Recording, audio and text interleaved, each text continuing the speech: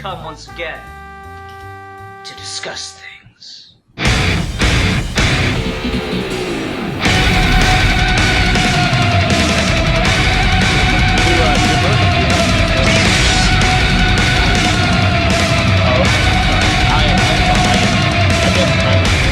I just assumed everyone has Netflix, so I was like, yeah, it's on Netflix, like, that'll be easy. It was, yeah, that's how I watched it. Oh, I didn't see it on there. Yeah. Alright, let's go ahead and get into it. Hi everyone, welcome to another episode of Geeky Gentlemen. I am Sid Part 2. Joining me today is Steve Baxley and the Comics Kid 2099, aka Ruben DeBoard. Hi gentlemen. Hello. What's up? Oh, you know, stuff. So we're here for a review topic this week, and Ruben picked our review topic. So Ruben, what are we reviewing today? We are talking about the 2009 movie The Road, starring Viggo Mortensen, I don't know if I'm saying that correctly, and Cody Schmidt-McPhee, who you may have seen from movies like Dawn of the Planet of the Apes and X-Men Apocalypse. And yeah, I don't remember who directed this. It's based on a book. I haven't read the book either. Don't know who wrote that, but yeah, that's the nitty gritty of it. Mm-hmm. Okay, so I'll just start with my general thoughts. This was boring Mad Max.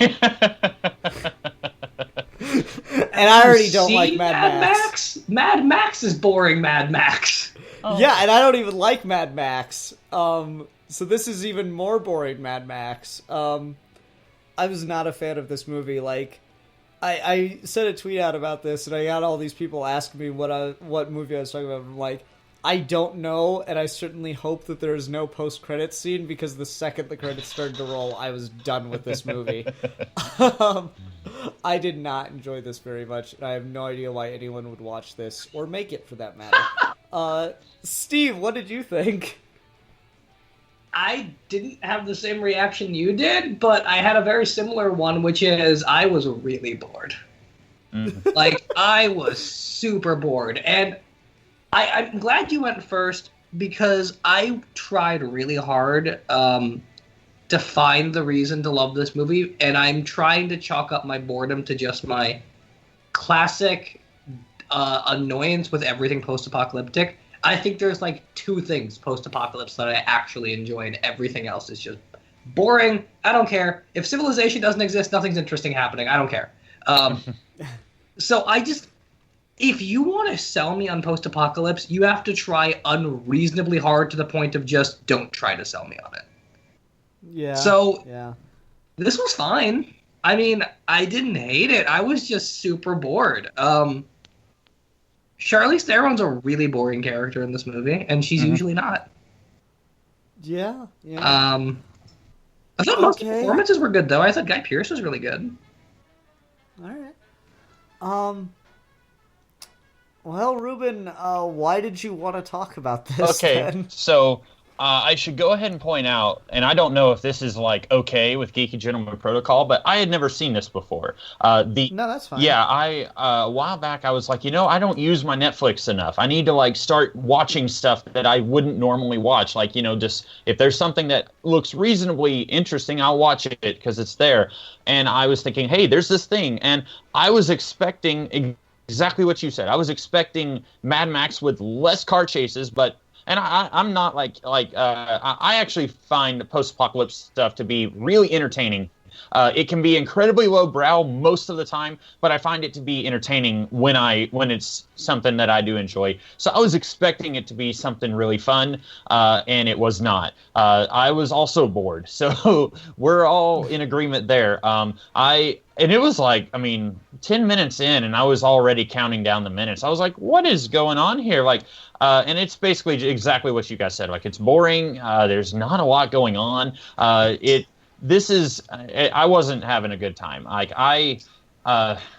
Anyway. I guess the question becomes, should you be having a good time with a post-apocalyptic movie? Yeah. Probably not.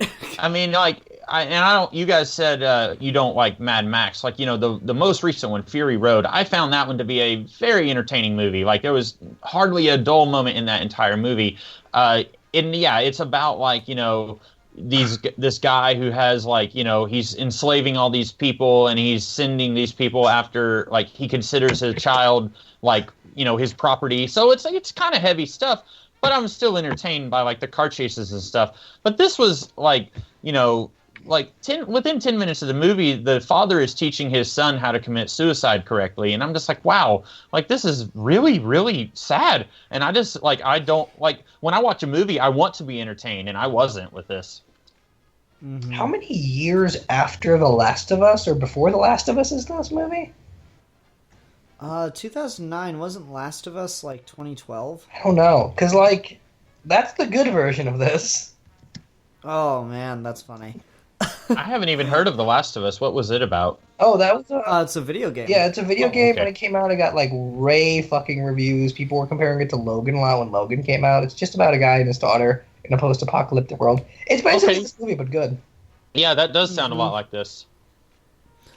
Yeah, this is just like one of those things where it seems like it's trying to be kind of an art housey thing. I didn't realize this was based off a book, but the second you said that, I was like, of course it is. Seriously. Like this would probably work a lot better as a book than it does as a film, because like there's just shots and scenes in this where I'm like, well, this doesn't make any sense. There's like just really basic filmmaking stuff. Like, I wouldn't be surprised if this was someone's first big movie. It was. But there's a really poor sense of continuity here. Like, so they stay in the fallout shelter, and they get all the food, and they start dragging it around on, like, a big cart. And then, like, they lose the cart in some scenes and have it in others before they finally abandon the thing. Mm-hmm. That's like really bad, like for something that is so bare bones and where possession matters so much because it's literally all you have is what you can carry. Shit like that is just really bad. It's not a nitpick at that point. That's just a genuine mistake. Mm-hmm. And so just stuff like that, I'm like, God, this is painful to watch. So, just for context, this guy hasn't done a ton. I'm looking through this. Apparently, we have seen some of his work before. He did Black Mirror. He did an episode of that. Okay. But the other thing we might know him more from, and what might explain the shoddy directing, is he does music videos. Oh. And he does, like, pop music videos, like Maroon 5 and shit. Yeah. So, like, this has the same kind of weird energy. I'm laughing, but I don't know. it. I don't know why I'm laughing, because like it's my misfortune also. It's not like I'm watching a music or watching a review where somebody had to watch a terrible movie and I'm like laughing at them. Like I'm in the same boat you guys are in, but I don't know why I'm laughing. That's fine. You can't laugh at yourself, right? He had a reasonably well distributed movie after this called Lawless that had Shia LaBeouf, Tom Hardy, Gary Oldman, like the whole 9 yards there. But apparently did not do very well. So I remember when that came out. I remember seeing trailers for that. I think I remember seeing. It looked it looked more interesting than this one. It may have been the same level of bad, but it looked at least more interesting than what I watched here. Yeah. No, this is boring as fuck. I have no idea what to say. No, we'll break this down. All right, so I think one of the biggest problems I have with this is it does the thing The Walking Dead does, which makes me not want to watch The Walking Dead 2. And that's, there's an apocalypse, but we get no explanation as to why the apocalypse has happened. Mm-hmm. And that's, I don't know, that's just weird. Like, there are all these earthquakes and stuff that keep happening, and forest fires, and I have to assume this is some kind of, like, horrific geological event? Mm-hmm. But I don't know. That's just me kind of going off of, like, a couple hints, not really getting an answer. And I guess the argument would be, oh, well, that's not the important part. What matters is the people. Yeah, but, like, if you don't tell me, then I'm just distracted wondering if you're ever going to tell me, as opposed to thinking about your characters, you know? Yeah, the advantage Mad Max has over this movie is that Mad Max does a lot to establish why we're caring about him as a person in relation to this world, and this movie does not. Mm-hmm. He just kind of throws you into a scene and expects you to care about the characters because. Yeah, and I mean, like, it's not that they're bad people, though they're certainly, the father is certainly on the edge and kind of, pushed to desperation. So you have some level of sympathy for him, but at the same time, there's very little endearing about this movie until like 45 minutes in, at which point it just should have ended. Yeah. It's exhausting. Well, and that's the thing is you're right in that they're not like bad people, but they're just people. They don't have much of anything unique to them. Like even their like tragic backstory, quote unquote, isn't that interesting or unique. Yeah, like Charlize Theron's just like, no, I don't want to live. Fuck it. Bye. Here's my clothes. Yeah. And I'm just like, really? That's all you got? Yeah. And you were saying, like, she's not that interesting. She's barely in it. Like, they could have gotten anybody to play the mom. And, like, she's not doing a lot with what she's given because she's not given a lot. And also, did you guys know Guy Pearce is in this movie? Like, for 5 minutes at the end of the movie, the guy who Cody Schmidt McPhee, who he moves in with, that's Guy Pearce.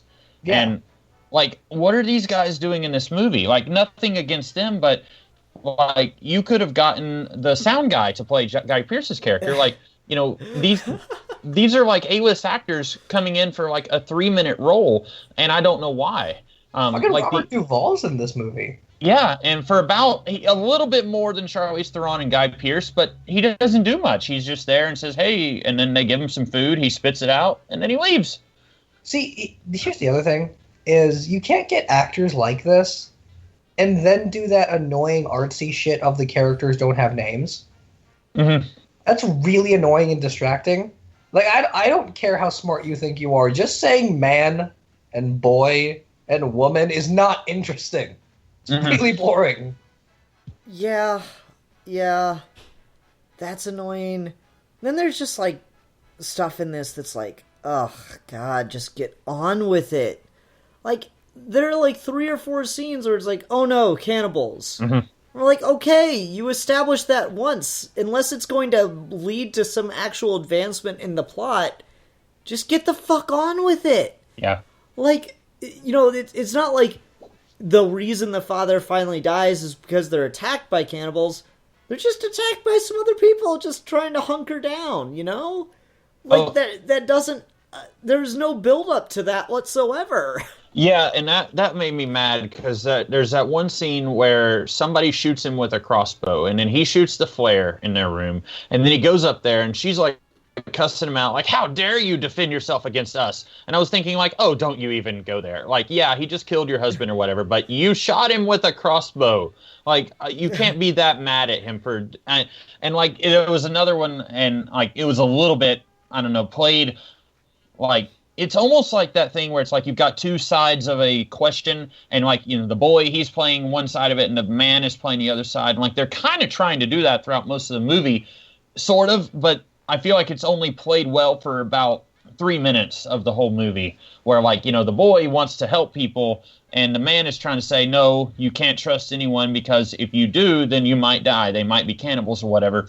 And, like, I feel like that was something they probably should have been trying to explore more throughout the whole movie, but there's just the one scene I can think of where they kind of did it well. Yeah, where the guy that steals their stuff. Yeah, and then he takes their clothes, or he takes the guy's clothes. Vigo takes his clothes. Like, that was the one where I was like, yeah, it kind of, like, it's playing with that a little bit there, because it's, he stole their cart, but then he was willing to give it back, and then Vigo upped the ante a little bit. So that was the only part where I thought, like, we're kind of exploring this dichotomy here. Other than that, they didn't do anything with it. In the whole movie, I didn't feel like. Yeah, there's that, and then there's just, like, I don't know, this is a weird thing for me as an atheist to say, but this would have been a much better Christian movie. Right? I mean, I would have given it a point, for one. Right? Yeah, it's just like, he's just walking around, and I'm like, this dude obviously has an intense desire to live, but, like, why? he opens the movie with this monologue talking about how shit everything is, how trees are almost all going to be dead soon, how crops don't grow, how everyone's running out of food and is starving, and yet he's still trying to continue to live to keep his son alive, and he was getting in arguments as to whether or not to commit suicide with his wife, and she ultimately went off without him. But we never really get much of a reason for why he wants to stay alive. Mm-hmm. And I don't get it. Like, if they were, like, a particular religious, like, people, or if there was, some kind of, sense of life matters to him or something, and it doesn't, Like, they make this whole big deal out of, like, a really early scene when they first encounter some cannibals, and the guy's like, "You're a coward, you've never killed a man before." And then he kills the dude, and it's like, okay, it would seem like life is supposed to be a big deal to this guy. Mm-hmm. But they never really do anything with it. It's just life is a big deal to him because it's a big deal, and I guess that's, like, makes some logical sense. And if you wanted to look at this as a survivalist movie, fair enough, but I don't know, this doesn't work for me. Do you think that question, though, of whether or not life is worth living would have been more interesting 10 years ago when we didn't do so much of this shit? Fair. I'm not saying it would have been any better as a movie, but I feel like there's so many of these movies at this point that it's impossible to like not collapse into this if you don't try something. Okay, well, to be fair, I feel like the much better version of this movie came out, like, the next year, Book of Eli. Yeah, there. Yeah, like, that's almost again, immediately Eli... more entertaining. Yeah, I mean, like, you can cut out all the action scenes and it's fine, but, like, the Book of Eli, it's like, he's got a purpose to be alive and to keep doing his thing. The guy's just like, yeah, no, I want my wife to have this child so we can raise him together in the world. Why, though? Like, I just have no sense of motivation for this dude other than life for life's sake, and I guess on a biological level that makes some sense, but as far as watching a drama about it on film for fucking 2 hours, no, that's not enough to hold my attention. I need a more compelling reason to live. I don't know if any of you saw this movie, but it feels like a little bit like Mother in that way, where, like, we get the point, it's just that it's really, really boring. Oh, ouch. I've not seen Mother, but damn, that's not a glowing review. The Mother is not a terrible movie. I wouldn't say this one's necessarily a terrible movie, but it's pretty far bad. The reason I compare them is that Mother does the same thing of, like, the characters don't have names and shit. And both of them have, like, one very clear theme, but it's just a very generic theme that's necessitated by the genre, and it doesn't do anything with it at all. It just seems to think that because this theme exists, the movie is somehow justified in being made. Yeah. You were saying earlier, Ian, that you think maybe this would have made, like, a better, like, a Christian movie, and I was thinking that a little bit, like, in terms of that, like, dynamic between the father and son, where the boy wants to help these people and the father's like, no, let's just run away, it doesn't matter that they're about to get eaten. And like, there's a verse in the Bible where it's like, if someone asks for your cloak, give them 2 cloaks or whatever, give them your tunic also. Like, there's stuff like that where it's like, even if it's a major inconvenience to you, help people. Like, that's a huge tenet of the New Testament. And so, like, it would have been interesting, like, to see some of that explored. Even if it is a hindrance to your survival, even if it makes it much harder for you to survive in this really difficult to survive landscape, like, you need to be helping people, like, that would be really interesting to explore, I think. And I think also maybe it would actually do something with these themes, because, like, I keep coming back to, like, I'm not much for themes in movies. Usually I'm more about, like, this is the plot and how it does or does not make sense. And then it takes me multiple viewings of something before I start picking up on themes. But, like, I feel like this movie is just so thematically, like you were saying, Steve, that it's just one theme, that it's just kind of there. Like, I don't think that they do much with the themes here. Okay, let me ask you guys a question, because this is actually something, like, I even considered picking it as a topic, but it's so damn direct that I don't think it can support a full video, but we can go off on this for a few minutes. How important do you feel theme should be to a story? Because, like, I remember, I watched Cap's videos for years, and Cap was always of the opinion character and story first, theme later. I'm like, no, I can be a person that can appreciate theme or a more theme-heavy movie than something that's more character plot-driven. But this is, like, I think what people are afraid of when you say a theme-driven or theme-focused film. Whereas movies like Melancholia, which is very theme-focused, not character-focused, is a very good film. But this is a very boring film because the characters are pretty shallow and the focus is mainly on the thematics. I like I said earlier, I'm usually not. I don't pay a lot of attention to theme. It's not like, unless it's just really hitting you over the head with theme. Usually, I don't even like take note of it until it's been several times that I watch it. So for me, I feel like plot and character are more important. If the plot and character don't grab my attention, then the theme might be something really interesting that you should discuss. But if the plot and character don't grab me, then I probably won't come back to the movie enough times to really pay attention to the theme.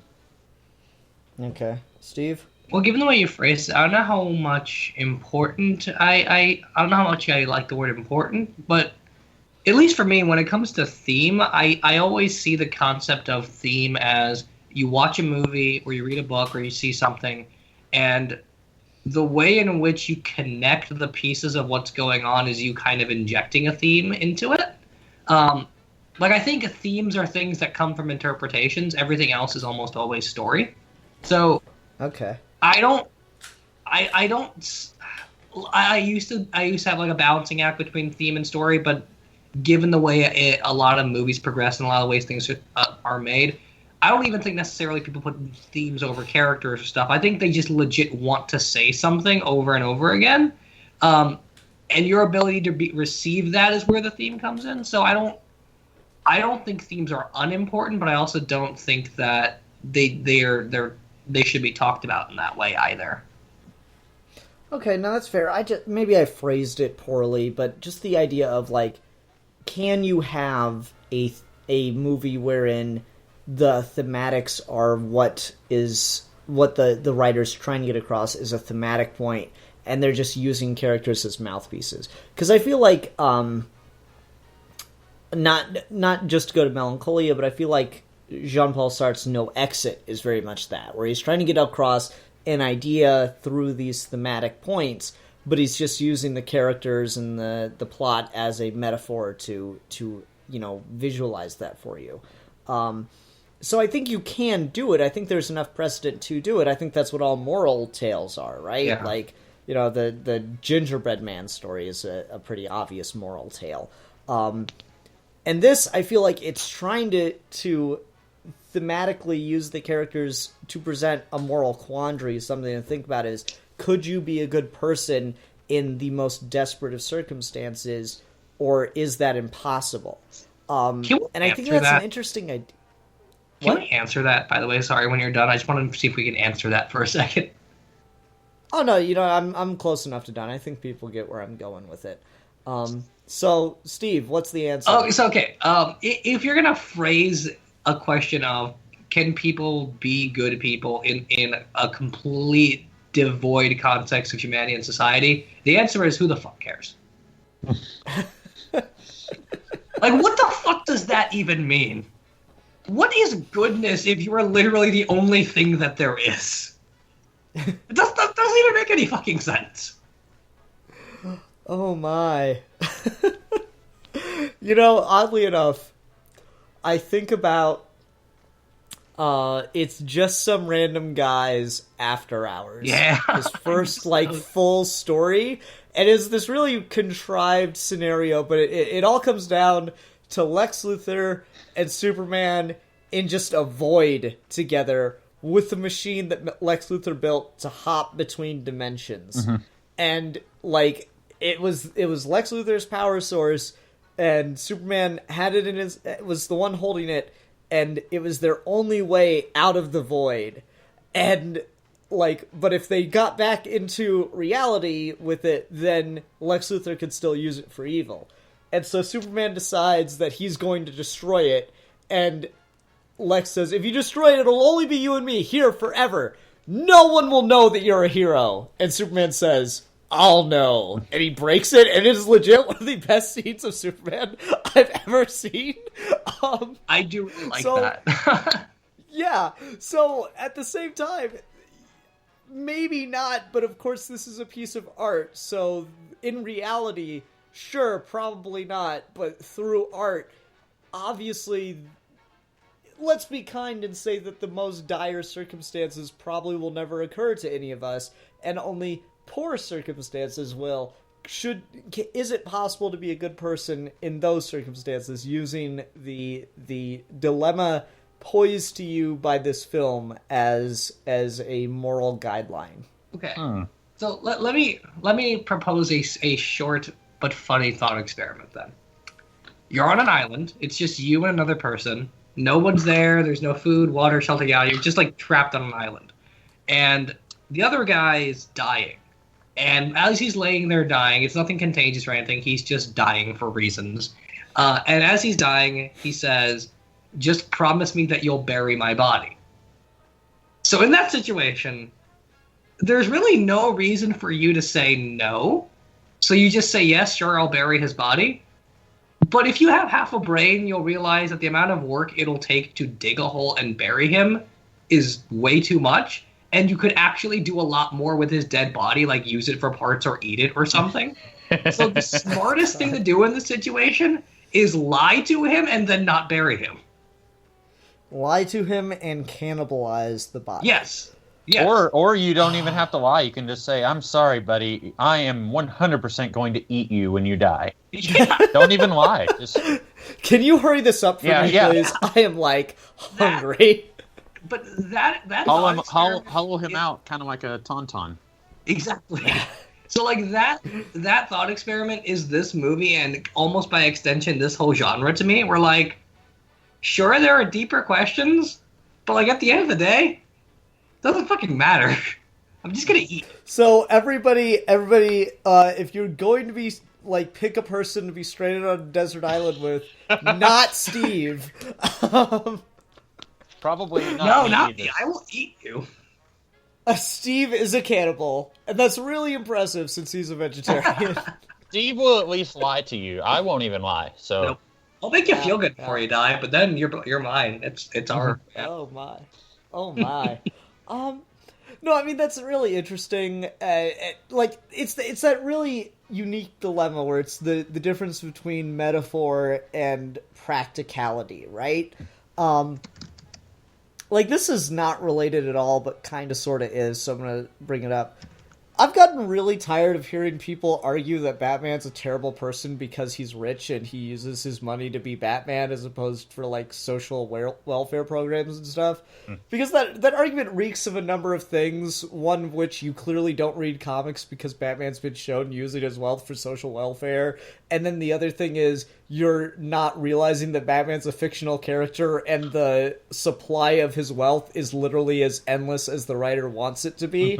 And so you're missing out on the more metaphorical, interesting parts of Batman to make this really stupid argument so that your friends on Facebook and Twitter think you're woke.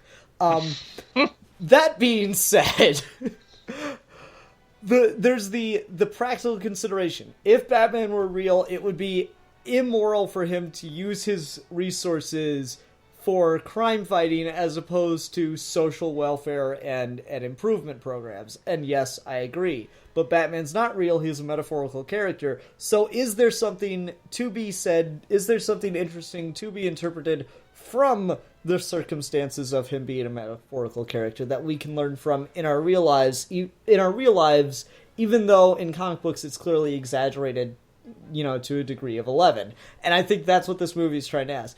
Is there something you can learn from watching someone try to be a good person but have to make compromise after compromise to take care of their son until they become kind of a bad person and watch a child grow up in a world like that. Is there such a thing as can this be used as a moral lesson? See, is the ultimate question. I agree with you. It's just this setting negates those questions almost inherently for me every time. So it's just the suspension of disbelief is too much for you then. Yeah, it's like I can't on any reasonable level think any person would give a shit about being a good person in the zombie apocalypse. Mm-hmm. Like, it doesn't make any sense. And even if you were, it doesn't matter. And if you want to do this story, there's like a million other ways to do this story. This just classically, this setting of of like a post-apocalyptic world where no one's around and you have to get to the quote-unquote essence of humanity is completely pointless to me. Mm-hmm. I literally can't do it. I'm not saying you're wrong and you're being nicer to this movie than I am, despite you liking it less than I do. But I just don't care.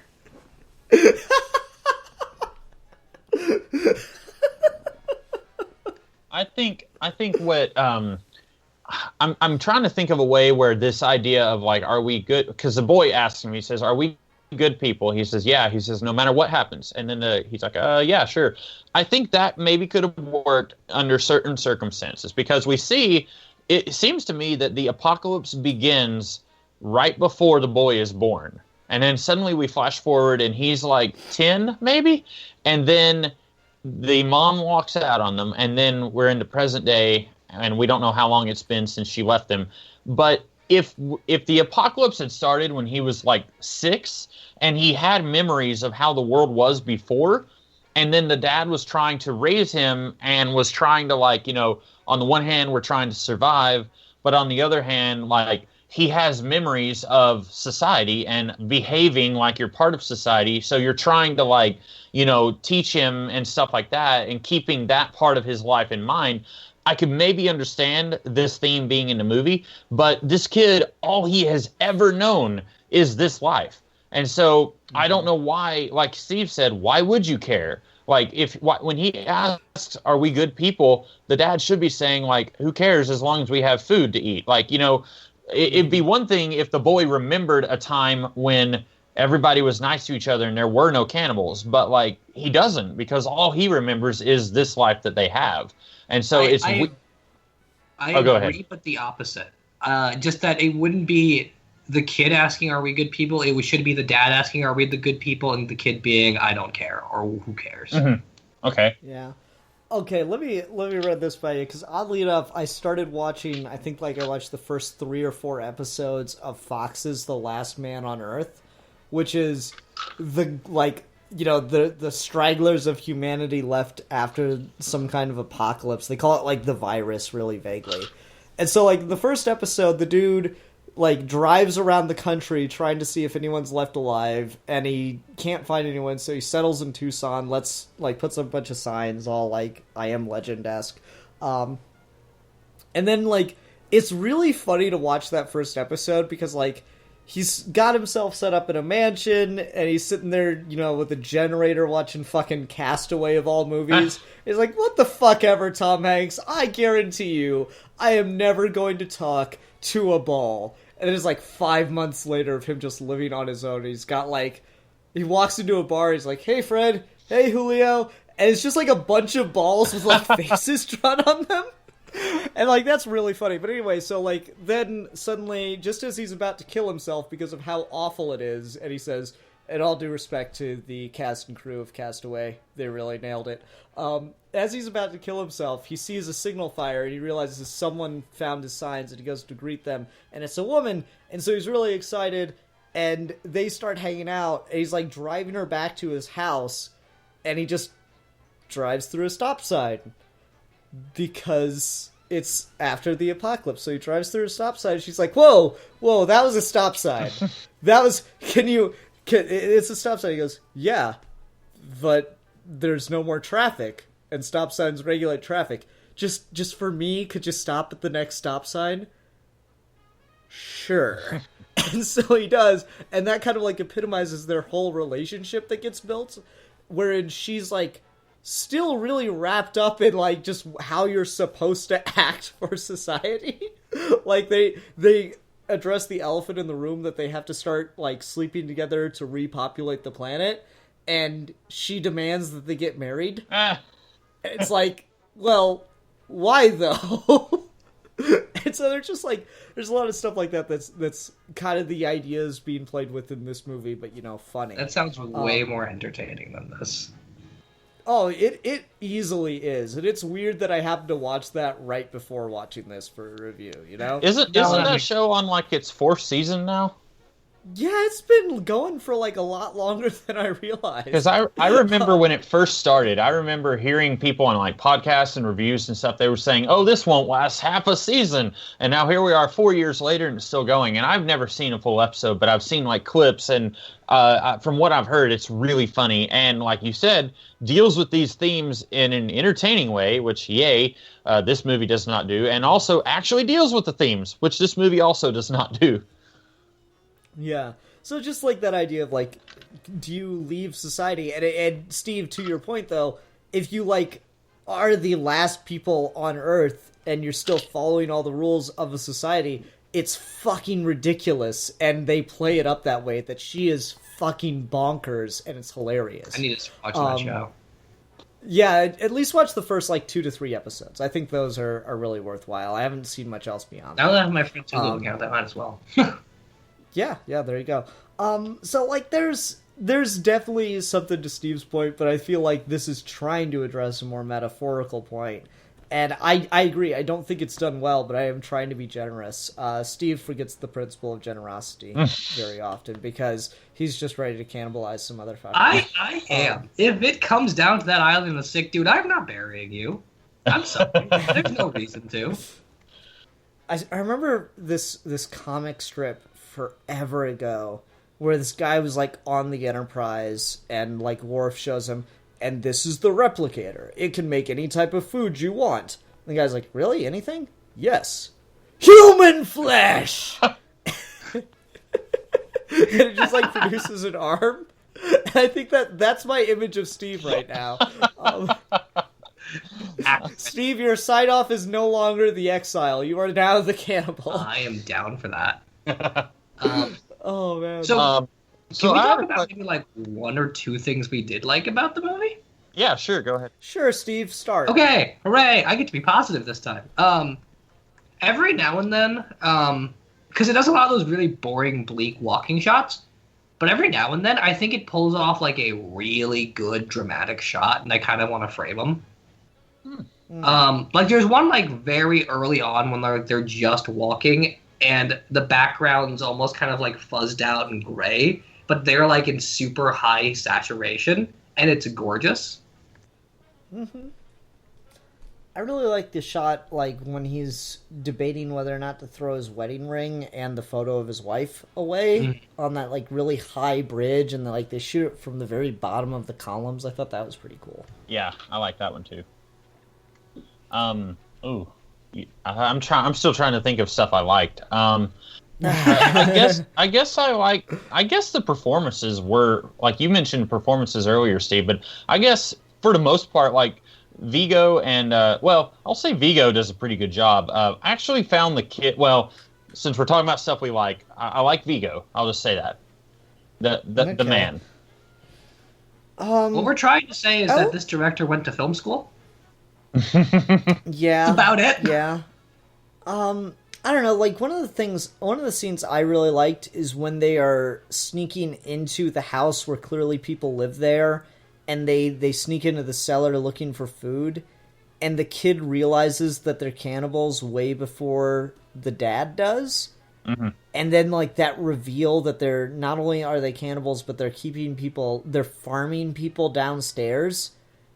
That was really, really creepy, and that should have been the movie. They should have gotten locked in there with the rest of it. Like, that'd have been such a better movie where they're just sitting there with the cannibals or with the other people being farmed, and the other people are like, you should have let us out when you had the chance, and blah, blah, blah. Oh, man, that'd have been so much better. But, like, again, we get, like, all these scenes of cannibals, and then it's just like, okay, cannibals don't matter to the movie. All right, whatever. But no, like I did like that scene where they're in the cellar. I thought that was a really, intense and suspenseful scene, and I kept waiting for something really awful to happen to the both of them, and for the kid to have to shoot his dad instead of himself. And that's where I thought this movie was going to go, and it didn't go that way. So I guess points for being non-predictable. Yeah. So I was wanting to talk about something, but I want to wait until we're done talking about stuff we do like, because it's something I don't like. So do we have more stuff we like? I'm tapped out. Oh. The couple scenes we get where they're kind of having positive moments, like I like when he drinks the what is it, Jack Daniels, and he smokes, and his son looks at him smoking, and he goes, "You think you're looking at me like I'm from another planet right now?" And it's just those little things were kind of neat. The idea of playing with perspective and expectation, that stuff was kind of neat. Like, if you've never seen anyone smoke, seeing someone smoke a cigarette would be really fucking trippy. So stuff like that, I just kind of, random little things I enjoyed. And I liked it when the kid was like, "Hey, can I have some?" And he's like, "No, like I think the Jack Daniels." And then when Vigo's giving him a bath, and he was like, here's a treat for you. It's called shampoo. Like, and the kid had never used shampoo before. Like, I thought that was kind of a neat idea. Not quite enough to redeem the movie, but I thought that was like a neat, and in moments like that, and when they were in the lake bathing, I felt like they actually felt like father and son. A lot of times, like Steve said, it's just shots of them walking, and I don't get much of a bond between them. But there are a few moments where I really get a fatherly bond, a father-son bond between these two that I like quite a bit. Is it fair to say that this guy read this book and thought, without much experience, he's going to try and make a movie that's his magnum opus that tries to do a little bit of everything, and it'll be a cinema masterpiece, and we just got this?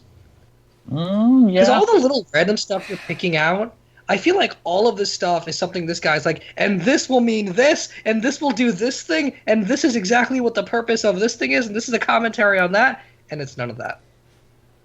Yeah, it's a little bad when a Fox comedy... Yeah, it's kind of bad when a Fox comedy, I feel like, plays with the ideas you're getting at here, but does it better as a comedy. It's funny, we're talking about this the week after we did Tragedy, and talked about the way comedy and tragedy makes you empathize with things.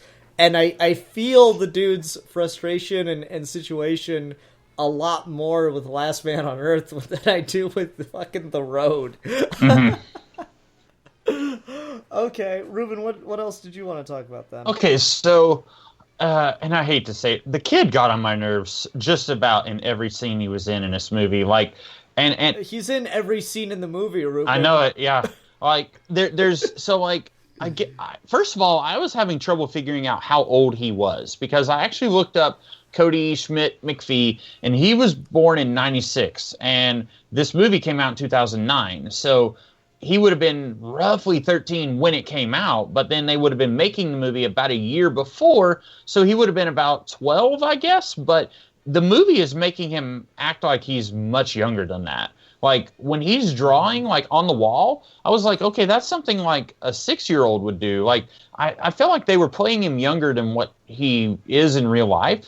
And there were certain moments where I actually thought maybe they were, like, trying to, like, the actor was maybe trying to go for, like, he's autistic, but then they didn't, that wasn't consistent, so I wasn't really sure if that was what they were going through or not. But, like... yeah, that and, like, I just don't believe that anyone would have these kind of childlike fits if they were being raised this way.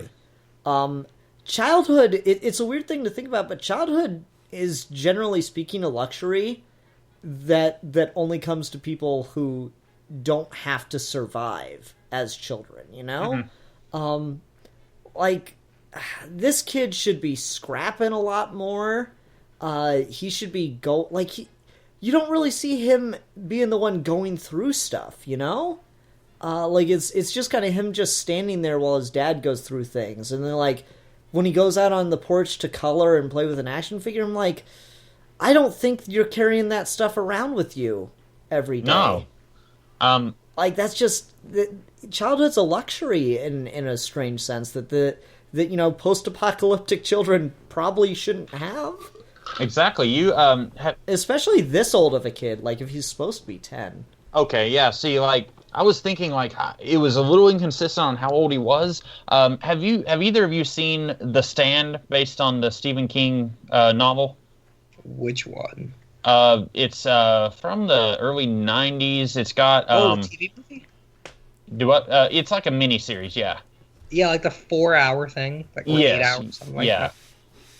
And I mean, it's been forever. Basically, there's one kid in it, like the rock star guy. He meets this woman and a boy that she's taken in, and the kid can't even speak because like he was having to fend for himself, and he's basically just traumatized. And like that, like in 10 seconds, where the woman is explaining that she had to take him in, and he still acts like he's like really messed up by everything that's happened in that story. Like in 10 seconds, I feel like that describes what you were talking about, Ian, where it's like, he isn't acting like a normal child. He doesn't have toys. He's not coloring in a coloring book and stuff like this kid is. Like he would have in that backpack, like, I don't know, a Zippo lighter or something so that he could start fires real quickly and stuff like that, like survival tools. I don't, because at one point in the movie, Vigo is saying, like, you're not the one who has to worry about surviving. And the kid says, yes, I am.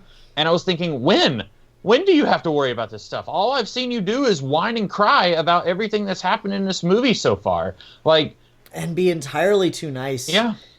I mean, I get that, like, again, this, like, there's some metaphorical context when they talk about him being an angel and stuff like that, and that's really sweet, and so he's got this childlike innocence to him and stuff, and that ends up paying off for him at the end, so he gets the happy ending after his father dies, but at the same time, I'm like, dude, why aren't you doing more? Like, he is a kid, and he does still have the protection of a parent, so he hasn't grown up completely on his own. But at the same time, he's just, like, really freaking out left and right. And, yeah, I could buy that from, like, a 6-year-old. I can't buy it from a 10-year-old who's been alive the entire time the Earth has been fucked, you know? Yeah. It's just really, really unbelievable.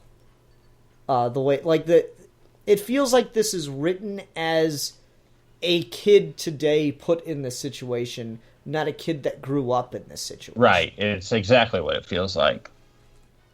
And so that, like, maybe that's on the book, maybe that's on the film, I don't know, but it feels very poorly thought out.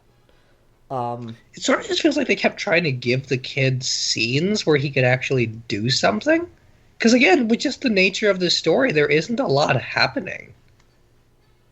No, not... Yeah. Yeah, and like Ian said, like, I didn't even think about it, but, like, if you had them get trapped in that one house, that would have been so much better than just, like, now we're going along to this other sequence in this sequence of events. Like, if you just have them get stuck somewhere where some conflict happens, that would have been pretty good. But it's called The Road. Yeah. Yeah, I guess they have to keep traveling. Oh... That's, like, it's just so weird from, like, a structural thing, because they seed cannibals, I want to say 3 times. We get the scene at the very beginning where he has to kill one of them. We get the scene where they get trapped in the house briefly. And then we get the scene where they stumble along the hunting grounds, and we see a mother and her daughter running away from cannibals. Mm-hmm. Like, we see cannibals 3 times, but every time they manage to slip away. And I'm just like, how, though? I just don't see it. That and the other thing, and maybe this is just me being poisoned by too many post-apocalyptic things, but, like, really, no one's trying to start a city that's not a cannibal? Really? That was something yeah. Like when you guys were talking about, like, outside of civilization, who cares if you're a good person? So, like, what I was thinking was, okay, why don't we get enough people like Guy Pearce and his family at the end to just get together right there on the beach and to say, okay, we're going to start a society. Rule number 1, you cannot be a cannibal. Like, it's that easy. then everyone just help each other. Like that would have been pretty easy to do, I would think. Yeah, and I get that, like, social contract theory or whatever you want to talk about is, like, really, really complicated, and these people probably don't have the resources or the trust, and there is one possible out that I'll give the movie, saying that things don't grow anymore and animals are dead. Mm-hmm. So the only consistent source of food is people or scavenging. So it'd be really hard to form a proper society out of scavenging. But at the same time, that Vigo and his son are just on the move, that, like, it's just a family on the move that the kid hooks up with at the end, that there's just this old-ass man walking around. I have a hard time believing that the non-cannibals wouldn't form gangs. Mm-hmm. Like, of course yeah, sure, fine, there are gangs of cannibals. Fair enough. That makes sense. But why aren't there gangs of not cannibals? Yeah. It just doesn't add up to me at all. It's a lot of this stuff just, it doesn't feel like it's really well thought out, and the thematic point that it's trying to make doesn't necessarily ring really true or resonate with me at all, so I can't just forgive it the plot, even though it wants to focus on the themes. Mm-hmm. Did you think it was weird there at the very end? Because there's like two different moments where Vigo says, "Why are you following us?" or "How long have you been following us?" And both of them are like, we weren't following you." And then at the end, after Vigo dies of something, did they ever say what he died of? He just starts coughing blood at one point. I think it's an infection from the arrow. Okay. See, that makes sense. I didn't think of that. So he dies, and then Guy Pearce's family comes out of nowhere, and they're like, "Oh, we've been following you for weeks. Why?" Like, she says, "We were really worried about you, kid." Again, why? Like, Vigo is kind of on the edge, like you said, but, like, why is this family following them? And she says, like, "We were worried about you." Again, why? Like, it seems like they were doing pretty okay. That was something where I just thought that was really weird. Yeah, it's like, and she says very particularly, "We saw you on the road," and that feels like it's supposed to resonate in some way, shape, or form. I'm just not sure why. Mm-hmm. You know? Like, I don't know why that's supposed to, like, why the road is so important. It's weird, the road gets mentioned, like, a lot at the end. Mm-hmm. When the kid comes across Guy Pearce, he's like, "Well, you have two options. You can stay with your father, but if you do, you can't go out on the road, or you can come with me." And then she's like, "Yeah, we saw you on the road." And I'm like, what the fuck is the significance of the road? Why is this movie called The Road? I don't get it. It's just it's just one really generic metaphor for the road of life. I legit Really? think Is that's that- all it is. But, like, then is he saying you could stay here with your father, but then you're not going to be on the road of life Yeah, because anymore? you're not gonna move forward. You'll be stuck in a rut of your own death and misery, and you won't keep going. That is so bland. It's so exactly. That's this whole movie. His name is Man and Boy, and they're on the road. That's all you got. I also What more did you think it was? I don't know. I was giving it too much credit. I thought they maybe thought it through more than that, and I just wasn't getting it. I want to see, like, if they do start a society where it's like, "Hey, what's your name?" "Oh, my name's Man." "Oh, well, now hold on a second. My name is Man too." We're gonna have to start like a first name last name situation here, like where like they all are called Man and Boy, and it's like no names at all. I'm Man 1. I'm Man 2. Yeah. How do you get to be Man 1? Wait, does anyone know how to count above 7? No. So we agree. Anyone after the number 7 is killed. Yes. Right. There's an episode of Rick and Morty where Morty gets stuck with some, like, tribal, proto-human, basically, and he's like, he ends up as their leader. Oh, I and remember then, this. Rick's like, "Oh, okay, I guess you want to stay with them." Fuck no, they kill and eat the, like, 5th child every year. It's like, that's super fucked. They kill and eat every 5th baby. No. Oh man. Yeah, there's a lot to this that's just not likable, and I didn't like watching it, and I'm liking it even less discussing it. When you mentioned the Book of Eli earlier, about 10 minutes into this, I was thinking, hey, wasn't Denzel Washington in a movie a lot like this? And I was thinking, I wish I could change my review topic now. Like, I wish I could just watch that instead of this. But now I'm like even more determined. Like, I really want to watch Book of Eli because I haven't seen it before either. And it has to be better than this. Oh, easily. Oh. It's not like a good movie or anything, but it's easily better than this. It's entertaining, and it's got Denzel Washington. Hey, that's what I'm. Yeah. Two things in its favor. I'm looking forward to it. Yeah. You take a look at that. The twist ending apparently breaks it for a lot of people, but like I don't know. I thought it was fine. Oh no, I love the twist. Can we just turn this into a review of the Book of Eli now? It'd be a lot more fun. Right? We can talk about Gary Oldman. Oh well. Okay. Let's get into this metaphor because I'm not quite sure what to make about it. Earlier I said that this would have made more sense if it were like a Christian movie. Mm-hmm. Do you think it is and it's just doing it really badly? Yes.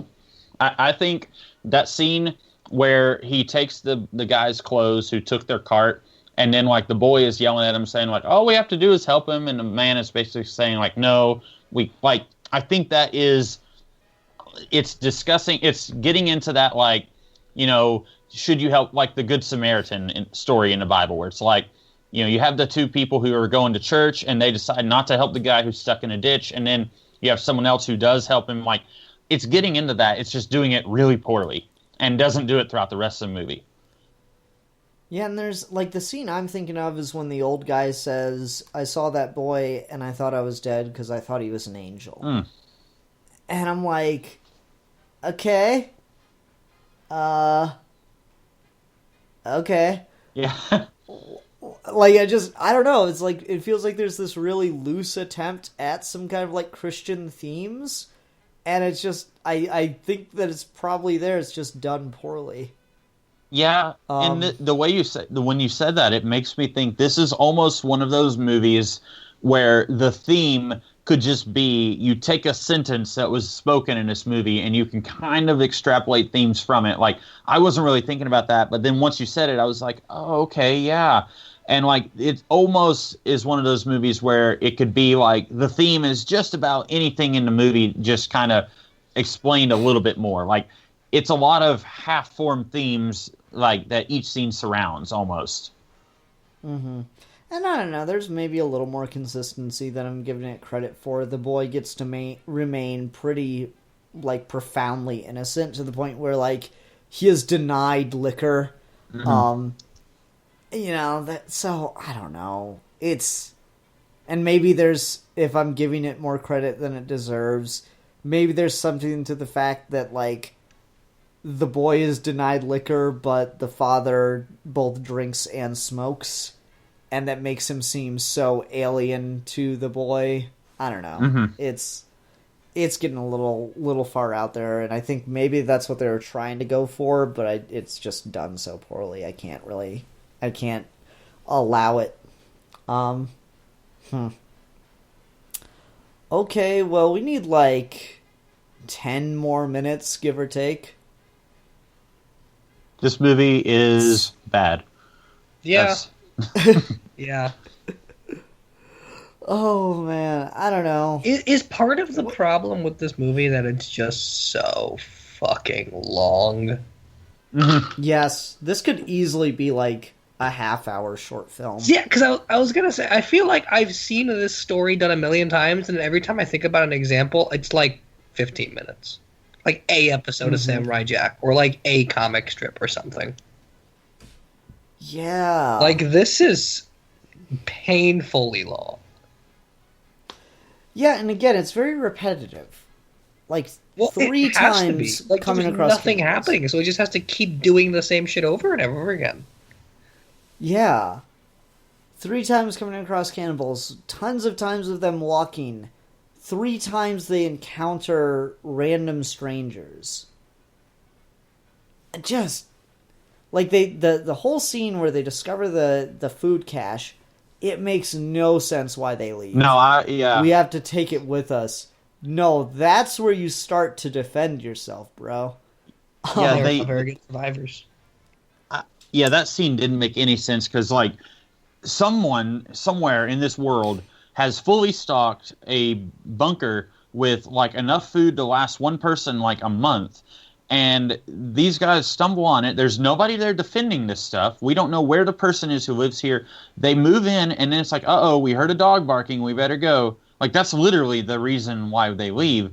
And like you said, like, they don't bother, like, let's get the gun. Like, yeah, they only had some, like, 2 bullets, but, like, okay, get a blunt object and just hit anyone that comes through the door. Like, you've already established you don't care about anyone else in the movie. Like, they ran away when a woman and her child get eaten. So, like, just stay here and just kill anyone who comes in. And then, like, you can eat this stuff and live like kings. So, like, yeah, that was a... No, you don't understand. They have to be on the road. They have to stay on the road, or it doesn't matter. Okay, yeah.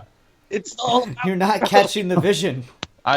You're not catching the vision. This kind of visionary, like, ingenuity is what comes from directing videos of Maroon 5. Like, basically. I'm not there yet. Maybe someday. Mm-hmm. Yeah. You didn't go to film school. Your opinion's invalid. Yes. Yeah, I don't know. There's a lot like that. Like, at any point, I feel like I could take where these characters are and turn it into a good movie. Yeah. Like, when they find the stash, it's like, okay, now this is going to be like a Home Alone situation where they set up traps. Like, and when they go into the cannibal basement, this is going to be like an escape movie where they have to escape and survive. Or when they're at the beach, this is going to be a sailing movie now. Like, I got so many options here. So, can you believe Scream Awards nominated this for Best Science Fiction Movie? Oh. What? How is this even a science fiction movie? Well, the trees are dead. How bad of a year was 2009 that this is nominated for anything? I'm looking up 2009 movies. I just want to see what the competition was. Yeah, I'm super curious. Like, Avatar. Okay. Wasn't Burn After Reading... Wait, okay. You may not like Avatar, The World, but clearly Avatar is a better sci-fi film than this. Apparently not. Not nominated for that Scream Award. District 9, I have not seen either of those movies, but surely one of these. Star Trek from 2009, Zombieland. I like Zombieland. Zombieland's a better movie than this, right? That was 2009 was Inglourious Basterds. Yeah.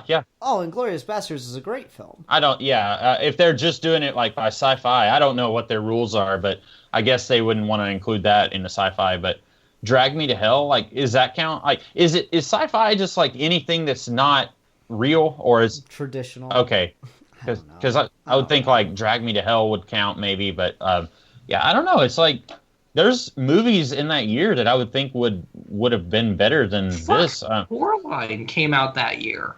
Mm-hmm. Oh my God, Coraline's a great film. Yeah. What the shit with this? Jennifer's Body.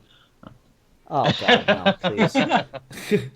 I will never watch that movie. I refuse to watch anything with Megan Fox. I absolutely outright refuse to watch anything with Megan Fox. You're probably wrong for, but that's as far as bad movies goes. That is not as high on that list as I'd expect it to be.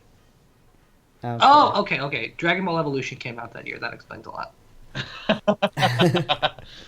Here's a serious one: The Men Who Stare at Goats. I do like that movie. I love that movie. Really? Yeah. That movie's awful. Oh, I liked it. I thought it was terrible. What's wrong with that movie? I don't know. I just didn't like the fucking movie. I thought it was boring as shit. Oh. It's stupid. I mean, compared to this, sure, but like that's not saying much, Steve. Fair. Maybe I need to give it a rewatch. I just remember sitting there and being like, "What the fuck is going on?" Oh well. Okay. I don't know if I have much else to say about this, so let's just go ahead and go under ratings then. I think I'll give this movie, 1 out of 5 carts that cannot maintain consistent continuity between shots. I'm going to go ahead and give it a 0.5 out of 5 arrows in the knee. It took an arrow to the knee. Yeah. That's a dead meme, Steve. You're old. Let's that see. meme's like 10 years old. Oh yeah, it is.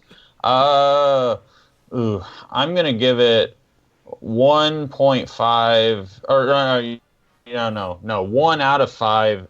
I guess shampoos, because they find shampoo and use shampoo. I don't know. This was a hard one to do a rating for. I mean, it's easy to give it a 1 out of 5, but yeah. Now, there aren't many objects to talk about of any significance. Yeah, no. 1 out of 5 Charlize Theron's walking into the distance. I don't know. That was so weird. Sorry, yeah. Okay, bye. Yeah. Peace. See you later. Oh, man. All right. Steve, we need a topic discussion for next week. So next week, I propose we talk about superhero fiction and the justice system. Oh, okay. This sounds intriguing. I don't have any specific aspect of justice system in mind, or even like superhero movies versus comics or whatever. Just superheroes and America's criminal justice system. Okay, I was going to say, do you mean America specifically? Yeah. Cool. No, anything else would make that too long and confusing. Mm-hmm. No, that's fair. All right, sounds interesting. Sounds like a bunch of liberal commie bastard talk, so that'll be fun. Woo-hoo. Everyone, thank you very much for watching. Until next time, I'm the Philosopher. I'm the Cannibal. Yes, and I'm the Comics Kid 2099. And we are your geeky gentlemen, and we will be discussing things. Hey, Steve, real quick for me. Will you say, I ate his liver with some fava beans and a nice Chianti? I ate his liver with some fava beans and a nice Chianti. No, do the noise. Do the noise. What's the noise? There we go. Yay, I'm pleased.